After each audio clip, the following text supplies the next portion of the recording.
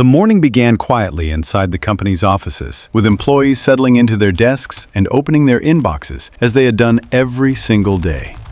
Emails were flowing in non-stop. Meeting updates, approvals, routine requests, nothing out of the ordinary. Then came one message that blended in perfectly with the rest. It appeared to be from a senior executive, written in the same calm, direct style everyone recognized. The email requested an urgent wire transfer connected to a confidential business matter, stressing that the deal was time-sensitive and needed to be handled discreetly. There were no spelling mistakes, no strange links, no warning signs. It felt routine, and that sense of normalcy quietly disarmed everyone who read it. The power of the email came from the name attached to it. This wasn't a random sender or an unfamiliar address. It was someone at the top of the company's hierarchy. The tone matched previous emails. The signature looked correct, and the timing made sense given the company's ongoing deals. What no one knew was that the sender wasn't real. The attackers had spent time studying the company's structure, learning who had authority, who approved payments, and how executives communicated. They didn't need to break into servers or steal passwords. They simply copied trust and used it as their weapon. Because the request appeared to come from leadership, the usual verification steps slowly faded into the background. Employees assumed the urgency meant the matter was sensitive and not meant to be discussed openly. Questioning it felt unnecessary, even risky.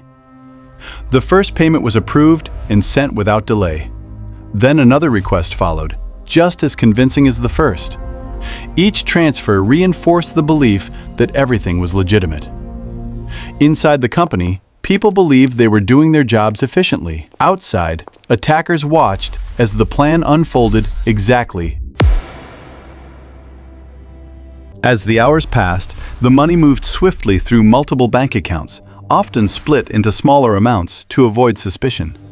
There were no alarms, no system failures, no dramatic warning messages. From the company's side, everything looked normal. But in reality, hundreds of millions of dollars were quietly slipping away. The attackers didn't need speed or chaos. Patience and silence were enough. By the time the final transfers were completed, the damage was already massive. The truth came out through a simple question. Someone followed up with the executive mentioned in the emails, expecting confirmation. Instead, they got confusion. The executive denied sending any payment request.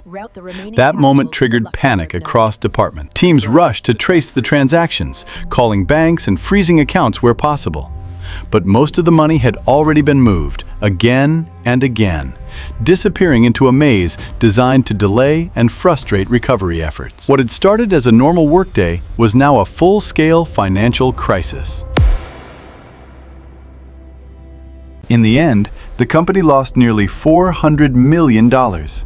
Not because of broken firewalls or advanced malware, but because one email was trusted without verification. It proved that modern cybercrime doesn't always rely on technical skill alone.